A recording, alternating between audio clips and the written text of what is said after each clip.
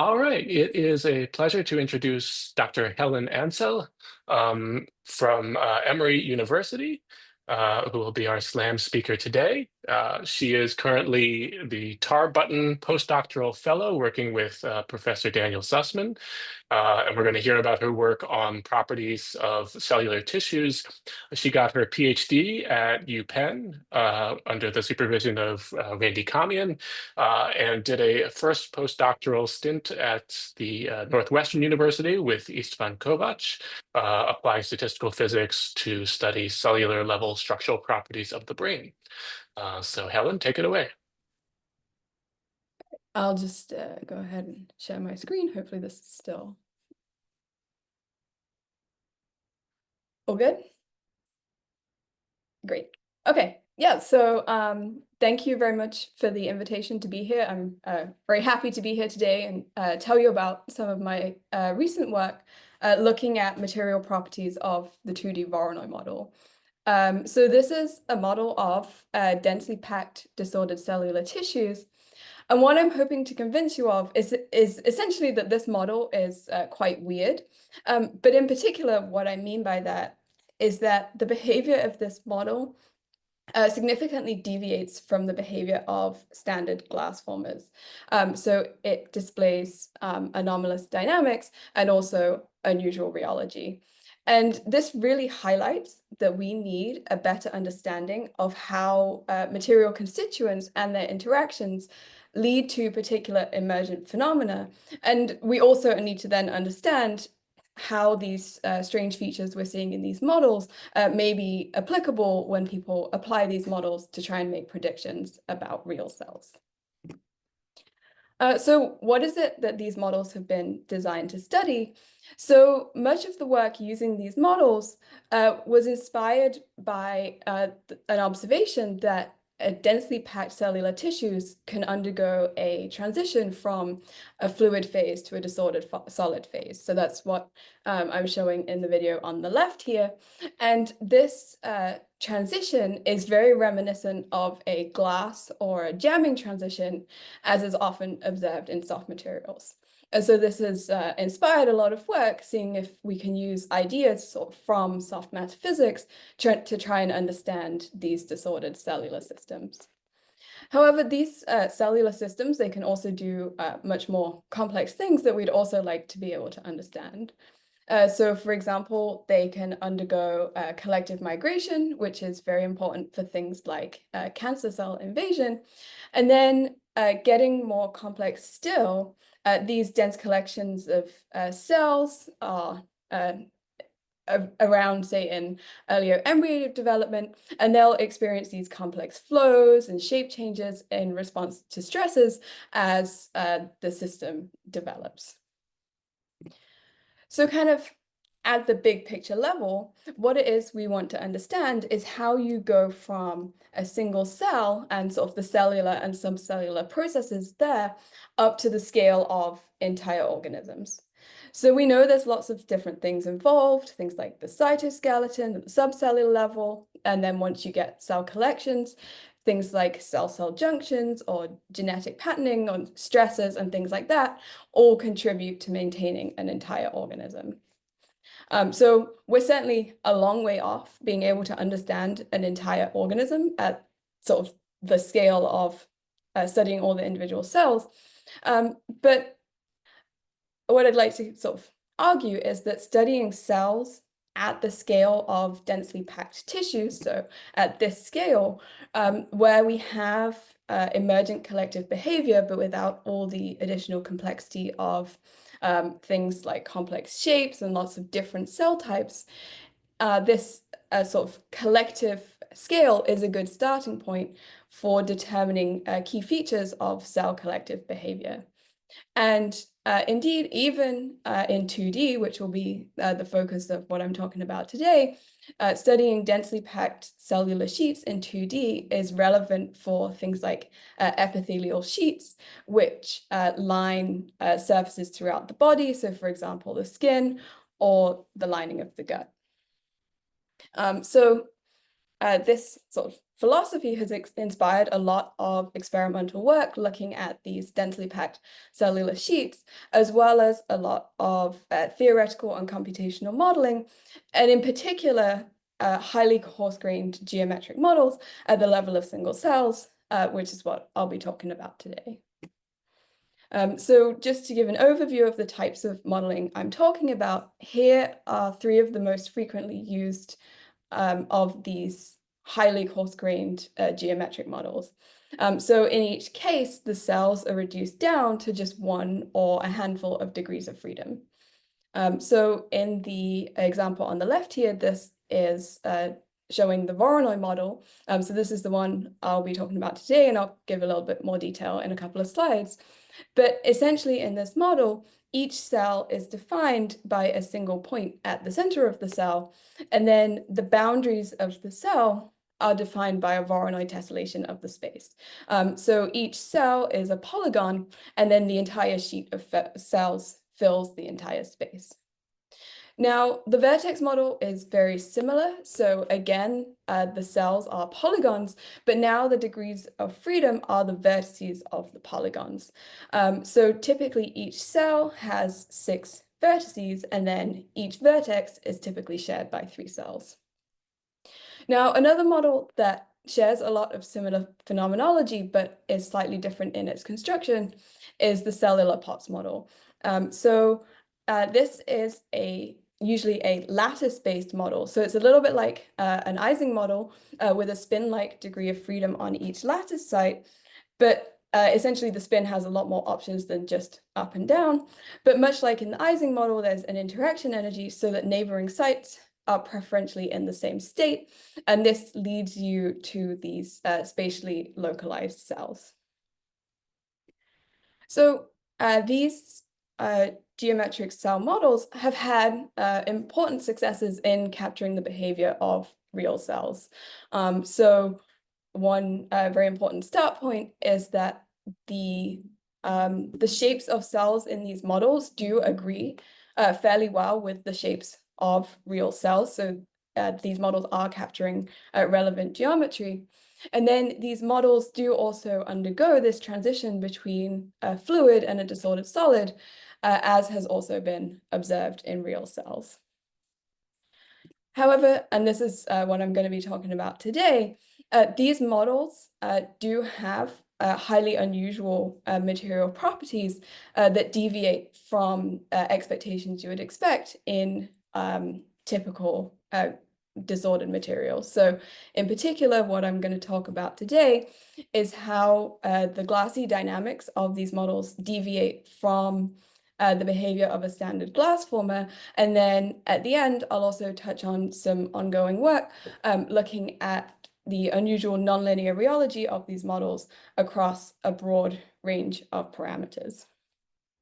But one thing I do just want to highlight at this point is that although these different geometric models are largely used interchangeably, actually the full extent to which these models are even capturing the same underlying physics is unclear. Okay, so just to introduce the Voronoi model in a little more detail. So as I've already said, in this model, the cell centers are the degrees of freedom, and then the boundaries of the cells are defined by a Voronoi tessellation of the space. So each cell is a polygon. It has some area AI and some perimeter PI. And then we can define an interaction energy that says that essentially each cell has some target area A0 and a target perimeter P0 that it's trying to achieve. And so in this model, without loss of generality, we can set the target area A0 to 1, and then the behavior of this model is dependent on the value of this preferred perimeter P0. And so as you'll see, if you look at this equation for the energy, if the cells can all achieve their target area and their target perimeter, that will minimize this energy. But whether or not that's possible depends on your choice of these parameters A0 and P0. So this parameter P0 is often referred to as the cell shape index. And so this parameter is able to characterize the fluidity of this model in the absence of features like temperature or activity. So in this case, in the 2D vertex model, there is a critical value, P0 star, where the ground state of this model changes from a fluid into a disordered solid. So if P0 is less than this critical value P0 star, which has a numerical value of 3.81, it's not possible for all of the cells in the system to simultaneously achieve their preferred target area and their preferred target perimeter. And so that causes the system to become frustrated, and it results in the material behaving as a disordered solid. But when P0 is bigger than this critical value, it's possible for all of the cells to achieve their target area and their target perimeter. And indeed, there's an entire ground state manifold of energy minimizing configurations that the system can explore. And so this results in the model behaving as a fluid. So here we're going to be thinking about the 2D Voronoi model, and we're going to be thinking about a thermal variant of the model. So in simulations, we introduce temperature by coupling our system to a thermostat. In particular, for those who are interested, we're using a Nosey-Hoover chain. So here on the right, this is the phase diagram for this model at finite temperature. And so what you see is that as the temperature increases, the system will transition from this disordered solid to fluid-like behavior at lower P0 values. So, Quick question on the notation. So P0, was that a value of the perimeter in your previous slide, or is this somehow with the A0 scaled out? yeah, so technically the shape index is P0 over the square root of A0, but in the dimensionless form, you can just set A0 to 1, and then it's just the perimeter. Yeah. Great, thanks. Okay. Yeah. So, and oh, I should have said I'm happy to be interrupted if that's not the norm here. Yeah. So there's been a lot of work studying variants of these models, both in thermal and active settings, but a lot remains unknown still about their material properties. And so given that they display this disordered solid behavior, one natural starting point is to look at this behavior sort of in the context of glassy materials. So this plot from a few years ago now is showing one way of quantifying some of the glassy properties of material of this model. So what it shows is how the characteristic relaxation time, tau alpha, so this is a typical time scale for cells to rearrange in the model. So this plot is showing how this characteristic rearrangement or relaxation time varies inversely with temperature. So as a material is becoming glassy, you expect that this relaxation time will increase. And that is what you see in the Voronoi model. So the red through green curves here are for the Voronoi model at different P0s. But what you see here is that although the relaxation time is increasing, the way it's increasing is highly unusual. So these other points on this plot, so the dashed line and the black points, are indicating behavior that you would expect from a typical glass former. So all other glass forming materials that had previously been studied would either show what is termed strong or fragile behavior, which essentially on this plot, or essentially what that means is that this relaxation time would decay or would change exponentially or faster than exponentially with temperature. Whereas by contrast, in the Voronoi model, this relaxation, although it is occurring, it's happening much more slowly than exponential. And to the best of our knowledge, this type of relaxation dynamics had not previously been reported in glass-forming materials, and it has only since been shown in a vitrameric polymer system. So, Helen, can I ask a question about the ultra strong? Yep. Can you say a bit about the terminology? Like, what should one? What does it mean for something to be what does ultra strong fragility mean? And the other was in the curves that you have for tau alpha, is it clear? Do you know that asymptotically these don't plateau, that they don't saturate? Is that a possibility? Are there versions of models that one can build where, rather than having this seeming divergence that you have in the conventional Angell plot, you have the rate of change of tau alpha as a function of lowering temperature is slowing down. And so how should one think of that and how does one pick the TG in these situations where you don't have a seeming divergence? Does that make sense?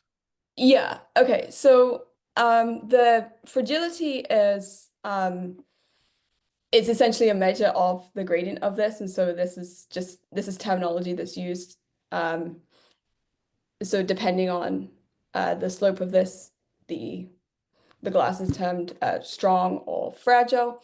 So then this ultra strong is just because it's more than strong, and so it just makes sense as a name.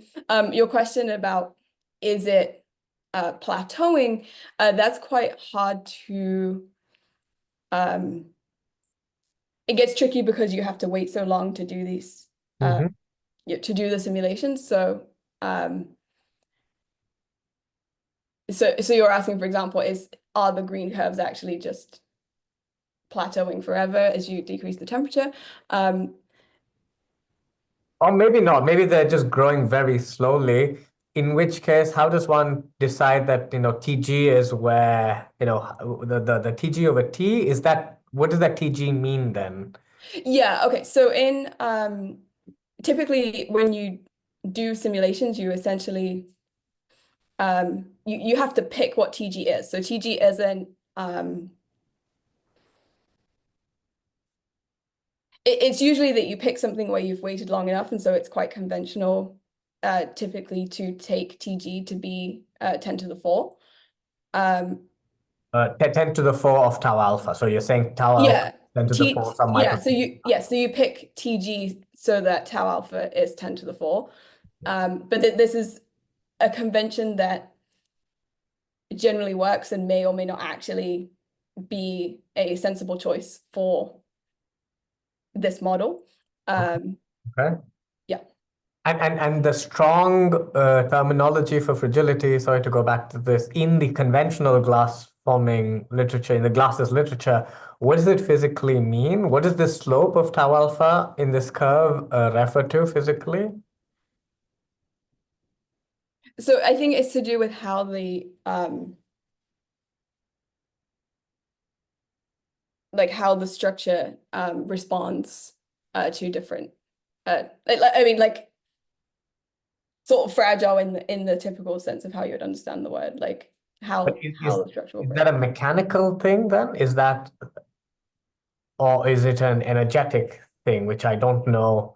Is it something about how easy it is to change from one minima in the landscape to another? Or is it, that you can mechanically, it's fragile mechanically in the sense that you can break it? Or maybe that is, but that's because I don't know the glass literature and the terminology. So I was just curious if there's a way to understand about it, but it might be also taking us away from your talk. So happy to talk later about this. Yeah. Let's come back to it. Yeah. But maybe if I go on to the next slide, it might slightly help your question about how the curves are changing, because what I'm going to show is the same data in a different way. Okay. Yes, thank you. There is a question from the chat. Sorry, Dan, were you going to say something? Oh, I was just going to read that out, that there are a bunch of bullet points, good foundational questions that Timothy Bilash has written in the chat. But maybe we'll just go through a few of them now, just to make sure Yeah. everyone's on the same page. Are these cells growing? No, no. Good. So yeah, all the A zeros and P zeros are fixed, Okay. and Why? the number is fixed. Yeah. Right, right. Okay. Why do the cells stick in these models? I guess asking if there is an explicit adhesion energy. It's essentially by construction. So the only thing that exists in the model is the cell centers, and so then the boundaries of the cells are defined by doing a Voronoi tessellation of the space. So essentially what that is you say that if you like, the set of points in space that are closest to one cell center than to any other belong to that cell. And so by construction, the cells are space filling. And then a related question with the idea of soap bubbles or foam in mind. Why are the boundaries between cells straight and not curves? So this is again to do with the construction of the model. So the model is constructed using this Voronoi tessellation, which gives you straight boundaries, but there are people have been working on variants of these models where they do allow the edges between cells to curve, but it just gets more complicated. All right, great. Let's let you move ahead to the next slide then. Okay. Okay, so now moving on to our recent work, we'd really like to understand more what's happening in this model, and in particular, whether its properties deviate in other ways from what you'd expect in a typical glassy material. So we can actually start by looking at essentially the same or equivalent data as the last slide, but in a slightly different way. So what we're seeing now is a log-log plot of the alpha relaxation time versus temperature rather than inverse temperature. And notably, the horizontal axis is now also on a logarithmic scale. So what we see is that at lower P naught, tau alpha does increase over a fairly narrow range of temperatures, as you would expect for the system as it becomes glassy. But as P naught increases, this relaxation is happening over a broader and broader range of temperatures to the point that it's almost becoming power law-like rather than anything that's even slightly exponential looking. And so this is very unusual for a glassy material where you would typically expect to see a sharp divergence in tau alpha over a narrow range of temperatures. So is this also reflected in other material properties? So one thing we can look at is the viscosity. So this characterizes how much the fluid resists flow. So in simulations, we calculate the viscosity using a reverse non-equilibrium molecular dynamics technique. I'll touch upon it briefly later. I'm happy to discuss it in more detail if people are interested. But for now, just looking at the results, what we see is that for low P naught, the viscosity does diverge over a narrow range of temperatures, which is what you would expect as the system becomes glassy, and because you expect that as the relaxation dynamics are slowing down, the viscosity should increase. But what's unusual here is the high P naught data. So even given the results on the left, where we see that tau alpha is increasing over this very broad temperature range, over this same temperature range, we actually see that the viscosity increases very little. So while tau alpha increases by around 5 orders of magnitude, as the system is cooled, over that same temperature range, the viscosity varies by less than 2 orders of magnitude. And the viscosity really isn't showing evidence that it looks like it's trying to diverge, even as the relaxation dynamics are slowing down. Can we say more about what's going on, or are there other ways this model does or doesn't look like a glass? So one thing we can look at is the Stokes-Einstein-Sutherland relation. So this relation says that the viscosity times the diffusivity divided by the temperature is a constant. So this is expected to hold in a simple fluid, and then it's expected to break down as the system starts to become glassy. And so a breakdown of this relation is actually an indicator of the onset of glassy dynamics. So if I show this for the Voronoi model, that's not really what we're seeing. So what you would expect to see is something like this low P0 data, where initially this relation is obeyed and then the data starts to deviate. But what we see for the other P0 values is that in this plot is it looks like this Stokes-Einstein relation is obeyed across the range of temperature studied. We can look at this data in a slightly different way just to see this more clearly. So now I'm showing this Stokes-Einstein ratio scaled by the value at high temperatures. So initially it's 1, and I'm showing this as a function of tau alpha. So as a reminder, high tau alpha corresponds to lower temperatures.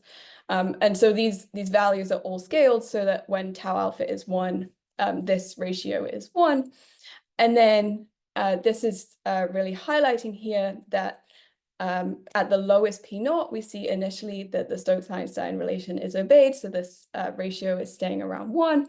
And then as tau alpha increases, we see that this Stokes-Einstein ratio starts to increase, showing a deviation from the expected Stokes-Einstein relation. But for the higher P0 values, we really see that there is very little deviation from this initial value, showing that the Stokes-Einstein relation really seems to be obeyed. So in a glassy material, the Stokes-Einstein breakdown is expected to occur due to the formation of dynamical heterogeneities. So I'll explain what those are on the next slide. But the fact that we're not seeing Stokes-Einstein breakdown here at these higher P0 values is already an indirect indicator that dynamical heterogeneities may be suppressed in the system. Sorry, I was just curious, what's the distinction between the open and closed symbols in the plot? Oh, yeah, sorry, I should have said that. So essentially in the so in this model, as it transitions, it starts to gain an amount of hexatic order as it approaches the disordered solid, because we're using a monodisperse variant of the model. And so the solid markers indicate that there's no hexatic ordering in the system, and then the open markers are indicating that our system is displaying some amount of hexatic ordering. Thank you. Okay, so what are the dynamical heterogeneities? So these are spatial variations in the local relaxation dynamics. So essentially, as the system becomes glassy, what happens is that the dynamics aren't the same everywhere. Rather, what you have is localized regions of high and low mobility that form in the system. And so this plot is a visual representation of this, showing a displacement map for particles. It's in a 2D Leonard-Jones system. And here the arrows indicate the displacement of each particle over the characteristic relaxation time. So you can see that there are regions where the particles haven't moved very much at all, and regions where the particles have moved noticeably more. So this gives a nice visual representation of the dynamical heterogeneity. So there are also ways you can quantify dynamical heterogeneity, and we'll also look at a couple of those in the Voronoi model. But first, we can just even looking at displacement maps like these, see visually what's going on in the system. Okay, so this is now equivalent plots for the Voronoi model. Whereas on the previous slide, the arrows, the displacements were being shown by arrows, now what I'm showing is a snapshot of the system, and then the colors of the cells indicate their displacement. So in particular, how far the cells have moved relative to their neighbors, so that's what cage relative means, over a time scale of the characteristic relaxation time, tau alpha. So on the left, for P0 is 3.75, we see something that looks qualitatively quite similar to the previous slide. So here, the blue regions indicate regions where the cells have moved very little relative to their neighbors, while the white regions are indicative of parts of the system that have undergone rearrangement. And we see these clear separated regions. By contrast, in the right plot, this is equivalent data for P0 is 3.85. And in this case, we really don't see this clear separation into mobile and non-mobile regions. And so this is an indication of suppressed dynamical heterogeneities in the system. But it would be nice to also quantify this, not just look at it in pictures. So how can we do this? So one thing we can look at is the 4-point susceptibility chi4, and in particular, the height of the peak of chi4. So the peak of chi4 is indicative of a length scale in the system over which these structural relaxation processes are correlated. And so what you would expect is that as the temperature decreases, so tau alpha increases, that the peak height would increase. And so this is what we are seeing for the lower P0 values, although this increase is somewhat less than you might expect in other glass formers. But at the highest P0, we see there's basically no variation in the height of the peak of chi4 across this whole range of relaxation times. And so this is a quantitative indication that the amount of dynamical heterogeneity in this model can be tuned by varying this shape index P0 from a regime where we have sort of fairly typical glassy dynamics into a regime where we have very little dynamical heterogeneity. Well, why start with the 4-point susceptibility? Do you not get useful information from the 2 or 3-point measures?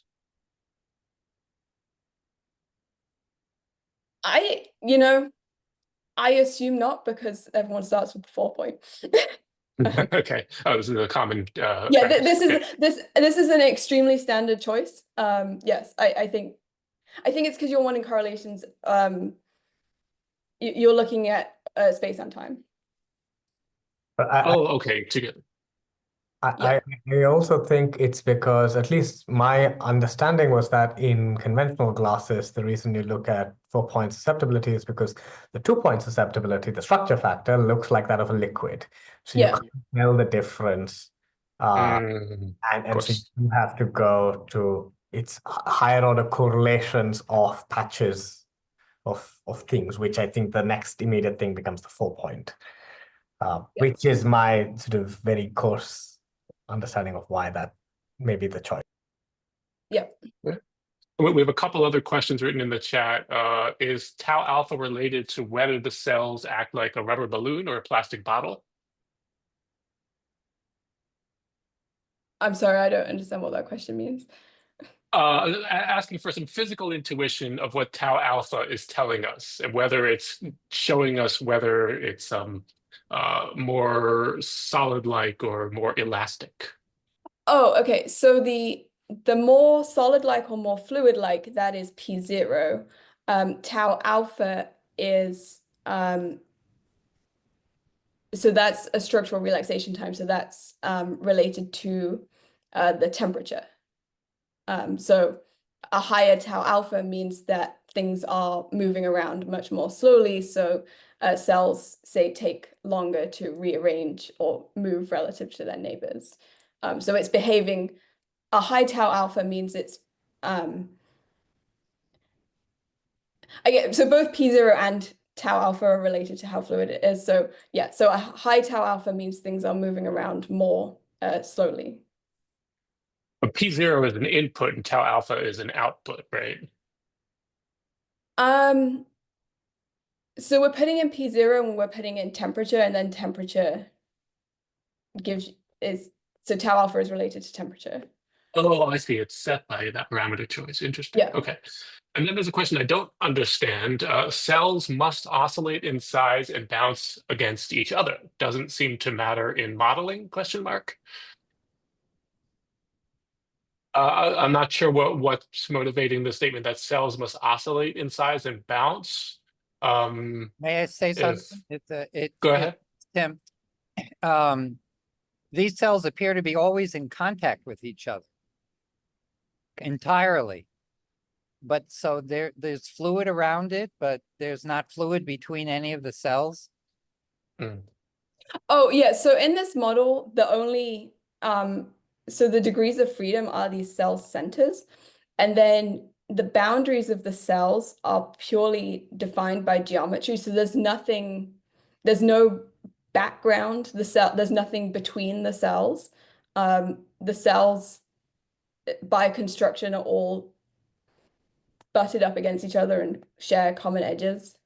But it's remarkable that it models it without any time-dependent behavior in the boundaries.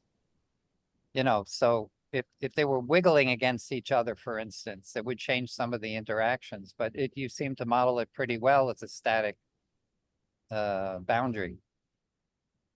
Yeah, so there are people who are developing more models that are closer to real cells, where each cell has a boundary that's not shared with a neighbor to the point you can't pull two cells apart. But this is a much more simple model where by construction there's no possibility of space between cells. But it seems to do remarkably well. It does for some things, yeah. Right. I think implicit in this discussion is that we're focused on confluent tissues, right? So there isn't a lot of space to speak of. Yeah. All right. Thanks.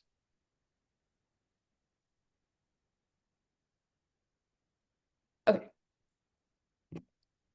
Okay, so here's a second measure that we can also look at in the dynamical heterogeneity that also highlights an additional unusual feature of this high P0 behavior. So what we're looking at here is the non-Gaussian parameter alpha 2, which is a way of quantifying how much the displacement fields deviate from being a Gaussian. So what you expect to see is something like the plot on the left here for P0 is 3.75, where as the temperature decreases, so tau alpha increases, a peak develops in this parameter alpha 2 around T is tau alpha. And as the temperature decreases, this peak increases in height. And this increasing peak height is an indicator of growing dynamical heterogeneities in the system. But what you'll see on the right here is the same or equivalent data for P0 is 3.85, and you can see that it looks quite different. And in part, that's because of unusual behavior of the low temperature data. So if I remove some of the curves, this becomes a little easier to see. But what we see is that at low temperatures, alpha 2 has these two distinct peaks. And so that indicates that there's two dynamical regimes of interest here. So whereas at P0 is 3.75, this peak is corresponding to this dynamical characteristic relaxation timescale tau alpha. At this higher P0, we have a second peak corresponding to some other dynamical regime at shorter timescales. And so we need to do a little more investigating to see what's going on in the system that might be causing this second peak. So to do that, we can look at the exponent of the mean squared displacement. So many of you may be familiar with looking at the mean squared displacement itself. But what we're looking at here is how the power law exponent of that varies with time. So on the left, this is the plot for P naught is 3.75. And so this shows the expected ballistic behavior at short timescales. So that would be this exponent being 2. And then at longer timescales, it's trending towards diffusive behavior. And so the circles on these different curves indicate the time where the parameter alpha2 peaks. And so what we see is that this corresponds to the timescale where the system is crossing into this diffusive regime. Now, on the right, for the P naught is 3.85 data, we do also observe these features. However, what we also see is an additional feature of the dynamics. And in particular, there's this sustained duration where this exponent takes on a value of around 0.25, and it's the start of this extended dynamical regime where we see this additional peak in the alpha2 data that was on the previous slide. So we don't know exactly what it is that's causing this long time subdiffusive regime. It's something we're still exploring, but what we do know is that this behavior with an exponent of around 0.25 is consistent with dynamics observed in polymers due to caging effects or additional caging effects. And so that may well be what's going on here. Okay, so just to summarize so far, the glassy dynamics in the 2D Voronoi model are heavily dependent on this characteristic shape index P naught. So at high P0, which is fluid even at low temperatures, the dynamics are highly anomalous, as evidenced by things like slow growth in tau alpha, a lack of divergence in the viscosity, and suppressed dynamical heterogeneities. Whereas at lower P naught, the dynamics do seem to be consistent with a standard glass format. And so what these results suggest is that this model may actually be able to tune between different universality classes in the disordered dynamics.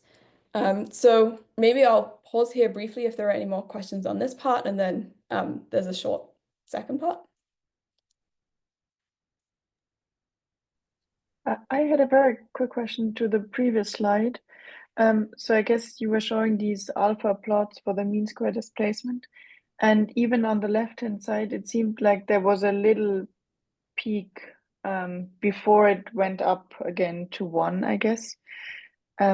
Like it goes down. I'm not sure, like, you mean how this? reliable. Yes, or like also before a little bit, it seems to go down a bit. And I was just wondering, you know, is it clear, like, is this a real effect, or is this just, I don't know, because it's hard to get reliable data, or is it like, can you attach any meaning to this? Maybe is my question. Yeah, so you generally expect that there is a plateau in the mean squared displacement. So it there is let me see if I have a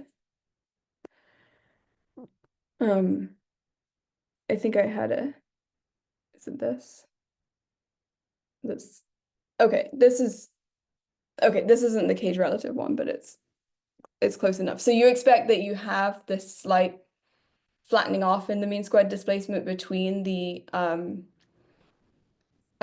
ballistic and the diffusive regimes, and so that's what that's picking up. Yeah. I see. Okay. Thanks. Yeah.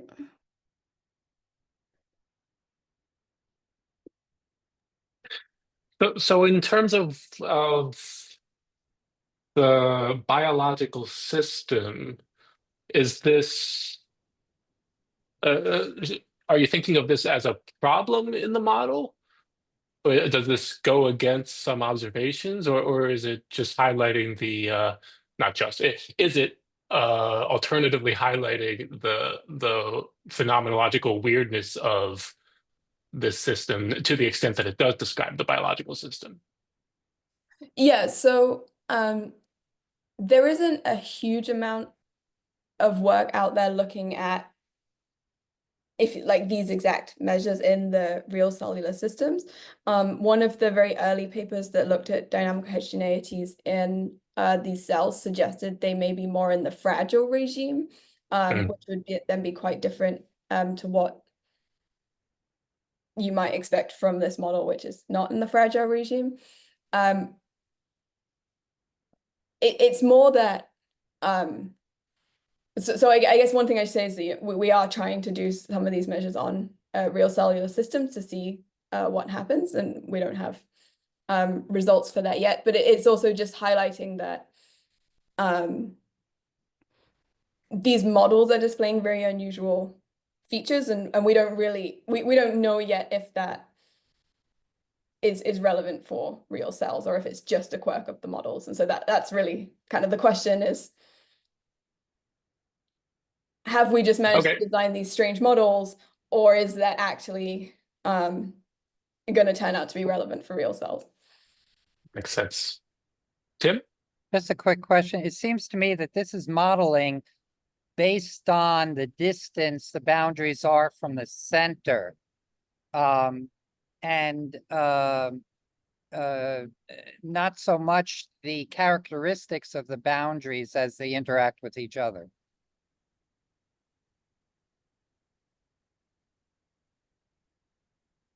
Yeah, so everything in our model, like, so the only things that actually move are the cell centers, and then the actual boundaries of the cells are just defined by where the cell centers sit relative to each other. So it seems to me in biological systems, the cell membranes which cover them can be stiff with you know, like in lipid bilayers where you have trans versus cis orientations that are very solid, very stiff. But that's about the cell boundaries, I would think, as they touch each other. This completely ignores any of that and is modeling basically just on distance from the centers. Yep. Yeah, this modeling, yes, it's throwing out a lot of important detail. Yeah.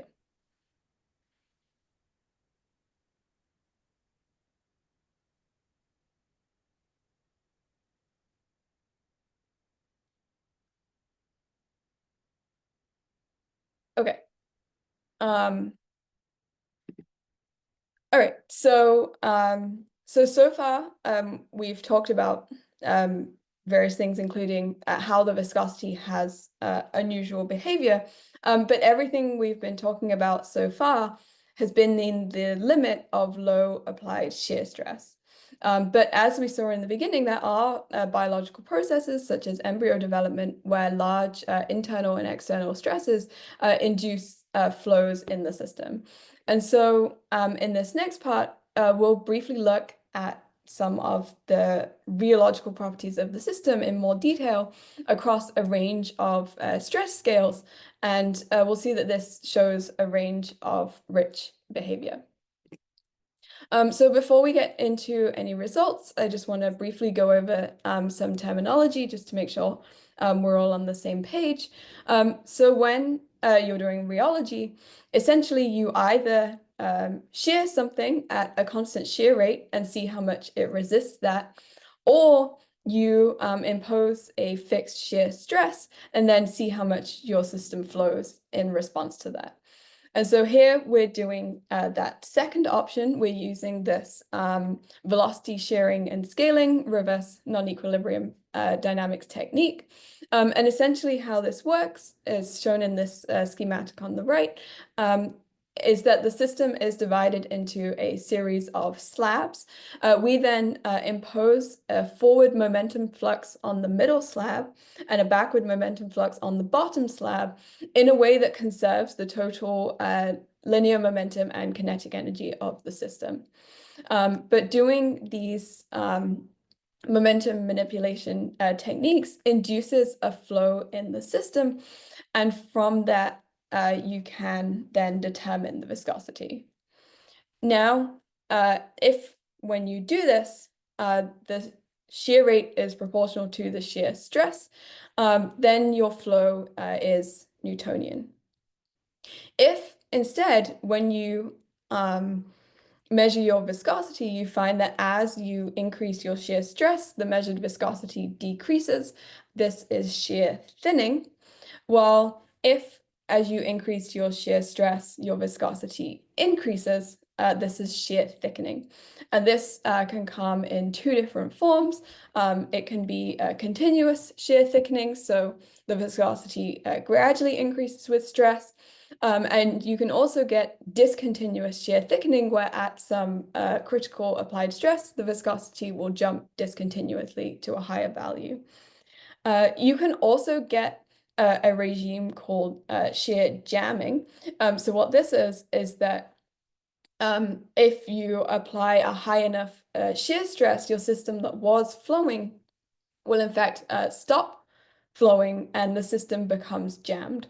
And this is something you can only see in a stress control protocol. So this is now showing results for the Voronoi model for viscosity versus applied shear stress for P0 is 3.75 across a range of temperatures. So what you see is that at higher temperatures, the viscosity is constant as you change the shear stress. So this is indicating a Newtonian flow, whereas at low temperatures, so the more blue curves here, you see that the viscosity drastically decreases as you increase the shear stress. And so this is indicative of shear thinning behavior.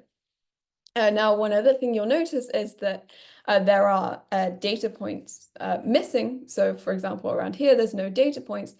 And so this isn't because we didn't take the measurements, it's because when you do these measurements, there isn't a flow in the system. And so this is indicative that there is some yield stress in the system before it will start to flow. Now, by contrast, for high P0, you see very different behavior. So you still see this high temperature Newtonian regime. And in fact, across a range of temperatures, you have a Newtonian regime at low applied stress. But then at lower temperatures, as you increase the shear stress, you see this shear thickening behavior. So as the shear stress increases, the viscosity increases. But from this plot, it's hard to get the whole story of how this, what type of shear thickening it is we're seeing. And so to do that, we want to look at the actual flow curves. So this now is showing the stress versus strain rate for this data. So I know it's slightly confusing, but so in this case, I have been controlling the shear stress, which is on the vertical axis, and measuring the shear rate, which is on the horizontal axis. But what we see here is we can now see these different thickening regimes. So we have here we have our nice Newtonian flow, and then we see we get this continuous shear thickening behavior. So you can see the gradient starts to change here.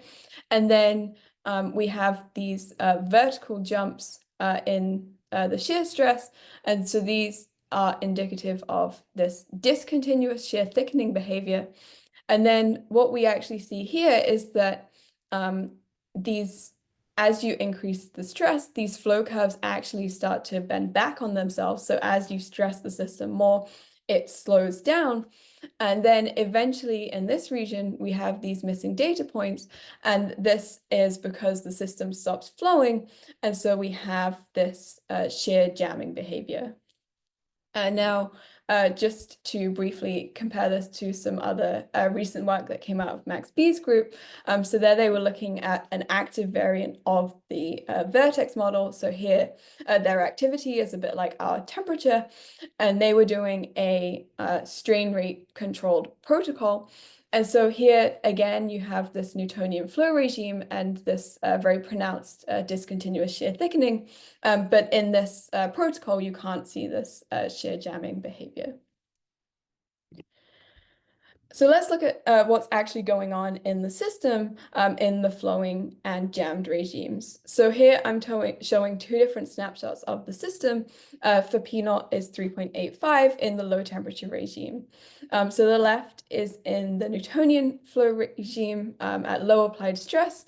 And then the right plot is in a high shear stress regime where the system is showing shear jamming. So in each case, the cells are colored according to their per cell shear stress. And so in the Newtonian regime, we observe that the stresses are evenly distributed throughout the system. So there's not any clear patterning in the stresses. Whereas on the right, in this shear jammed system, we observe that the regions of high stresses are arranged into these lines that are starting to span the system. And so these are indicative of the presence of force chains in the system that are understood to be related to causing the lack of flow. So essentially the system has these percolating force chains that are putting the system under enough stress that it just can't flow anymore. So that we've kind of looked at the two extremes of this range of P0 values. So at the lowest P0, we had this regime where the shear thinning dominates. And then at the highest P0, we have this regime where the shear thickening dominates. But now let's look at what's going on in between. So at in between P0 values, what we see is that you get this continuous transition from this shear thinning to this shear thickening behavior as P0 increases. And so right around this critical value, P0 star, you have this low temperature behavior where the system goes straight from a shear thinning regime into a shear thickening regime. So we can condense this information down a little further into this phase diagram format, where now these different flow regimes are shown in the stress temperature plane for each P0. So I should say here that although the temperature ranges are different in each case, here they correspond to roughly equivalent ranges in the relaxation time tau alpha. So you can compare across different P0 values. And so what we see is that at low P0, we have this shear thinning behavior in the low T high stress regime, which is shown in pink. And this gradually disappears as P0 increases, and it's replaced by this regime of shear thickening that starts to appear, which is shown in blue. And then across all P0s, we observe Newtonian flow for higher temperatures across a range of stresses. But can we condense this down any further? Is there a way we can sort of more succinctly look at this data? And in particular, are there scaling laws that can capture this behavior in each regime? So the short answer is, phenomenologically at least, yes, we can collapse this data further. So what I'm showing here is our best attempt at a scaling collapse for the regimes where shear thinning and shear thickening dominate. So these scaling collapses, they're quite similar. They depend on similar things, but they're not exactly the same. But in each case, they depend on how far the P0 value is from the critical value P0 star, as well as the temperature. And then we have these fit parameters, sigma thin and sigma thick, that conceptually correspond to the applied stresses where the nonlinear regime begins or ends. And so while these are fairly good collapses, we would still like to develop a theory to understand what's going on here better, but that's very much an area of ongoing work. But one thing I do just want to note is that although the forms of these scaling collapses are different to recent work looking at scaling behavior in glassy materials, which show pronounced shear thinning, and also to shear thickening and shear jamming behavior in dense suspensions. And so it's sort of another open direction to determine what it is that's going on in this model that makes it different from these other systems that seem to show similar but not the same universal scaling collapse. There's a question in the chat, which was also Oh. on my mind, which is how did you guess these functional forms? Was this trial and error, or was there some theoretical expectation that led you to this? I would love to tell you there was some theory, but honestly, it's just it's guesswork based off of. We would expect it would depend on the temperature. We expect it depends on P naught, and we expect it depends on the applied stress. And then, you know, these probably, I should maybe put 0.5 instead of 1/2. But they're essentially, you know, you start by picking sensible powers. You don't start with 5.7. But there's not, I would like to have some kind of theory, but right now it's just trial and error. Yeah. So maybe along the same lines, you mentioned that it's different from the expectations in other dense suspensions. So could you maybe say a bit on where the difference lies? Is it in the exponents, or is it in the choice of the scaling variable? Because presumably there is an argument one can construct it, hopefully from dimensional grounds, on what the right choice of the scaling variable should be. And maybe can you shed some light on how this compares to the works that you cite down? Yeah, so so in dense suspensions, the thing that's closest equivalent to our temperature is the like the density or the packing fraction of the suspended particles in the background fluid. And so this is similar in that it does scale so in that case it scales.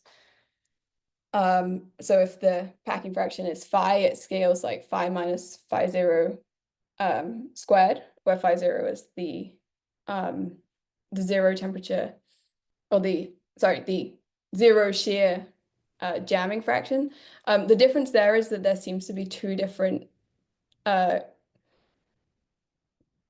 critical points in the jamming, because you can have the system is jammed at some packing fraction, the system is jammed in the absence of shear. And then as you start shearing, that position changes. Whereas for us in this higher P naught regime, we don't have the equivalent of this jamming point in the absence of shear.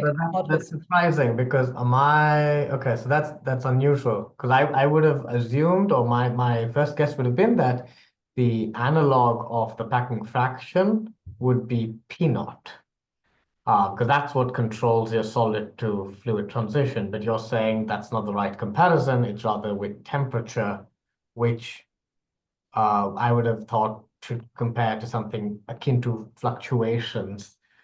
Yeah, so we have mostly been thinking about it in terms of temperature, and more recently we have been thinking that actually we should be thinking more in terms of P naught. So I should say, originally when I started doing these collapses, I was just looking at the P naught is 3.85 data, and so I was trying to collapse that, and so at that point, P naught wasn't coming into the scaling collapse. And so I was looking very much in terms of temperature. And if you look at our flow curves compared to flow curves looking at different packing fractions, our flow curves as a function of temperature look qualitatively extremely similar to flow curves as a function of packing fraction. But yes, so more recently, so once I realized that actually you can collapse these different ones with this P naught, more recently, I have been wondering if actually I should be thinking about P0 first and temperature second. But this is very much ongoing. And so I'm hoping to have an answer soon. But yes. Thank you. No, that's very nice. Thank you. Yeah. Okay. So just to briefly summarize, hopefully I've convinced you that computational modeling can be a powerful tool for understanding tissue scale processes, with these geometric cell models proving very popular choices. But what I've been trying to tell you today is that these models have these highly unusual material properties. So we need to sort of think carefully when we're trying to apply them to real cellular systems. So in particular, what I've told you about today is how the dynamics of the 2D Voronoi model can be tuned from a regime expected in a glass-forming material to a highly anomalous regime that displays these suppressed dynamical heterogeneities. And this model also has this highly nonlinear rheology with this P0 dependent shear thinning and shear thickening regimes at low temperatures. And so we do have some indication of scaling collapse in different regimes, indicating some level of universality, but we'd very much like to understand more what's going on. And so with that, I'd like to acknowledge Chengling, who I did the first part of this work with, and Daniel, who we've been working together on all of this. I'd like to acknowledge the funding. Thank you all for listening and for the great questions so far. I'm happy to take more questions. All right. Thank you, Helen, for a wonderful talk. So we have a question ready to go in the chat from Tim, which Tim, you're welcome to unmute if you want to ask that out loud. Yes, thank you. I'm still trying to understand the dynamics of the system that's being modeled. It seems to me that the distance between the centers can be related to the distance from the center of one to the boundary and that same point on the boundary to the center of another. So in a sense, it's a differential measurement. If the boundary of one cell gets bigger, then the boundary of the other cell gets smaller. And that's not, and so it's a difference, and whether that difference in a power series would model this behavior also. In other words, that's why it may be an exponential, because it's not determined by the points themselves, the centers, but the behavior of the boundary related to the one cell getting bigger distance and the other cell getting a smaller distance interacting with each other. Does that make any sense? I don't know. If I understood your argument about that it's an exponential description.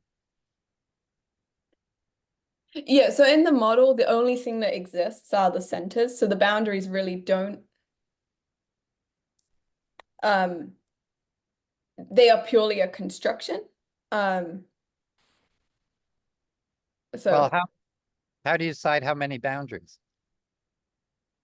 So the boundaries are all decided from Voronoi tessellation of the space. And if they were circular boundaries? So by construction, the boundaries are always polygons. Right, but if they were circular, it wouldn't change the calculation. If the boundaries are not, what about the boundary is included in that calculation? I was wondering. I don't want to get too, because it's not my, I'm trying to understand it, that's all. Yeah, nothing explicit about boundaries is in any of the calculations. Interesting. Okay. I mean, but Helen, Well, I mean, in a sense, I mean, you have the perimeter, like, yes, the areas and the perimeters, right? But they are all from this tessellation of the space. So maybe a related question would be how this compares to the behavior of, say, disks in a two-dimensional jammed system. Is there any worthwhile comparison there? Because there you have circular objects being smushed up against each other as much as they can. Yeah, so I mean, so for example, the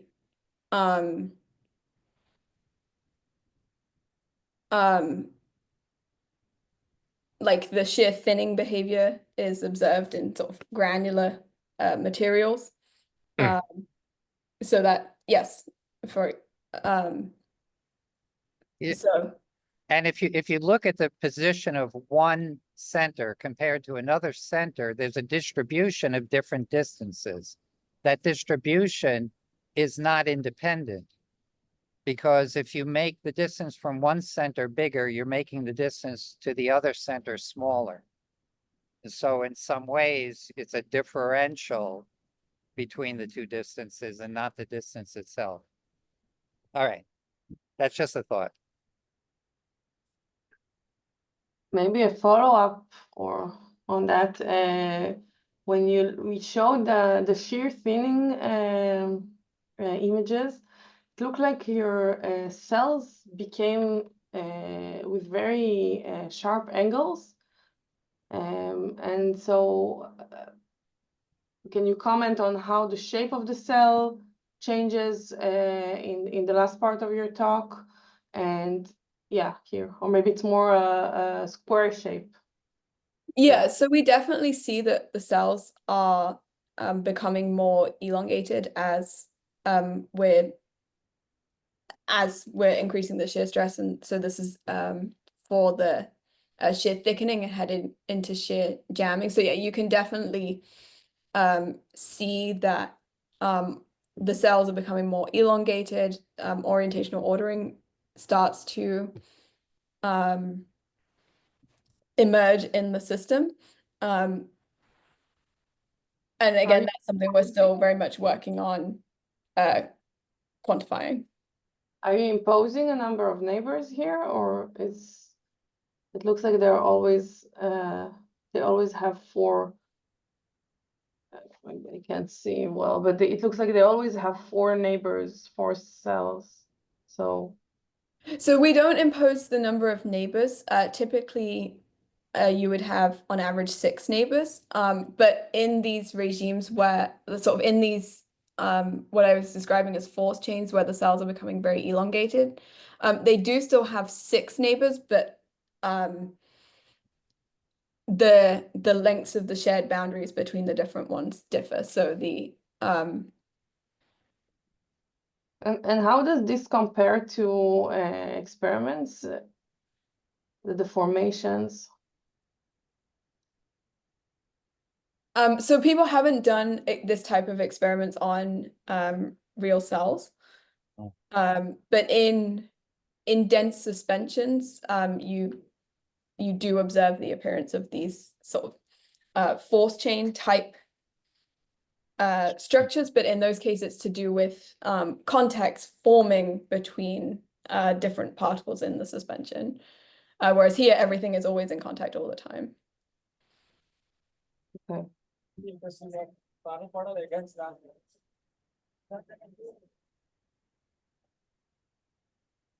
Okay, any further questions?